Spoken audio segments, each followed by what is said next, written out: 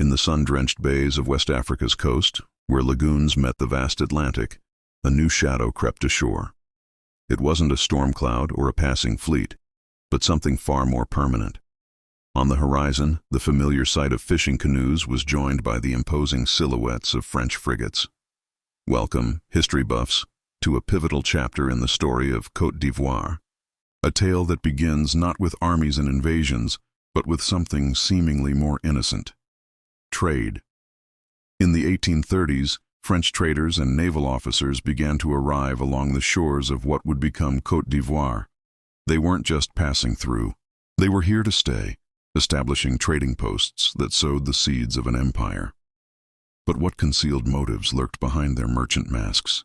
Were they simply businessmen seeking new markets, or were they the vanguards of a grander, more ambitious plan? Let's dive deep into the story of France's first foothold in West Africa. At the heart of this initial expansion was a key figure: Admiral Louis-Édouard Bouët-Wellomez. He was an ambitious naval officer, tasked with advancing French interests in the region. Starting from the late 1830s and into the 1840s, Bouët-Wellomez navigated the intricate politics of the coastal kingdoms. His primary tool was not the cannon, but the treaty. He negotiated a series of protectorate agreements with local chiefs. These treaties granted France the right to establish forts and trading posts at strategic locations like Assigny and Grand-Bassam. Imagine the scene. On one side, French officers in their crisp uniforms, armed with muskets and the legalistic language of European diplomacy. On the other, the leaders of the Nzima, Agni, and other coastal peoples navigating a complex new reality. The bartering began. In exchange for French cloth, gleaming beads, and, crucially, firearms, the Ivorian kingdoms offered up their abundant natural resources: precious ivory, fragrant Malagueta pepper, and the increasingly valuable palm oil, which was needed to lubricate the machines of Europe's industrial revolution. On the surface, it was a simple commercial exchange, but these trading posts served a dual purpose. They were more than just marketplaces; they were strategic bases. France used them to project its power along the coast. One of their stated goals was to curb the transatlantic slave trade, which was still being carried on illicitly by other nations. This humanitarian justification gave them a moral high ground, but at the same time, these forts allowed them to keep a close watch on their British rivals and provided a secure launching point for future expansion into the resource-rich interior. The French were not just trading. They were positioning themselves for a much larger prize. The local kingdoms were caught in a difficult position.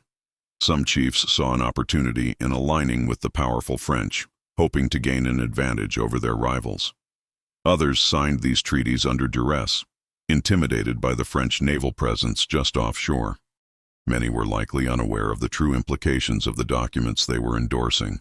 The European concept of ceding sovereignty was alien to many African political systems. What they saw as a partnership, the French saw as the first step towards dominion. A storm was brewing just over the horizon, a colonial storm that would reshape the destiny of the entire region. By the 1840s, these small coastal footholds had grown stronger and more numerous.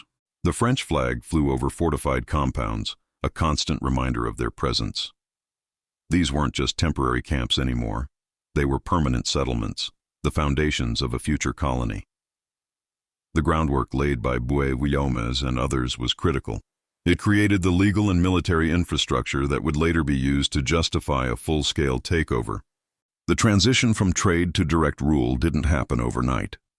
It was a gradual process of encroachment. After the initial establishment of the posts, French influence began to creep inland. Explorers, often funded by the government or geographical societies, ventured deeper into the territory. Men like Gustave Binger traveled up the rivers and across the savannas in the 1880s, mapping the terrain, assessing its resources, and signing more treaties with interior chiefs. Each signature, each map, tightened France's grip. Finally, in 1893, France formally declared Côte d'Ivoire a colony, bringing to fruition the plans that had been set in motion 60 years earlier. The trading posts of Assigny and Grand-Bassam had served their purpose. They had paved the way for conquest. This brings us to the central question of this story. What was the true intention behind it all? Was the initial French presence a humanitarian effort to end the slave trade, as they often claimed? Or was that simply a convenient pretext, a noble mask to hide the face of greed? Did Paris have a master blueprint for conquest from the very beginning, or did the ambition for empire grow over time, fed by the profits of trade and the reports of explorers? The transformation from innocent trade to ironclad control is a chilling reminder of how colonialism often began. It wasn't always with a bang, but with a handshake, a treaty, a quiet exchange of goods on a sun-beaten shore. The echoes of these first encounters still resonate in Côte d'Ivoire today. The cities of Grand-Bassam and Assini, with their fading colonial architecture, stand as monuments to this complex past. They are reminders of a time when trade and empire were two sides of the same coin. So, as we look back at the sands of Assini in the 1830s, we have to ask, what unspoken designs were laid down alongside the foundations of that first trading post? Was it commerce, or was it conquest? Perhaps the truth is that they were inseparable from the very start. What do you think? Was the primary motive humanitarian or hegemonic? Let me know your theory in the comments below. I'm really curious to hear your perspective on this. Thanks so much for watching and exploring this piece of history with me. If you enjoyed this video and want to learn more, please hit that like button and subscribe to the channel. We have many more stories to uncover together. Until next time, stay curious.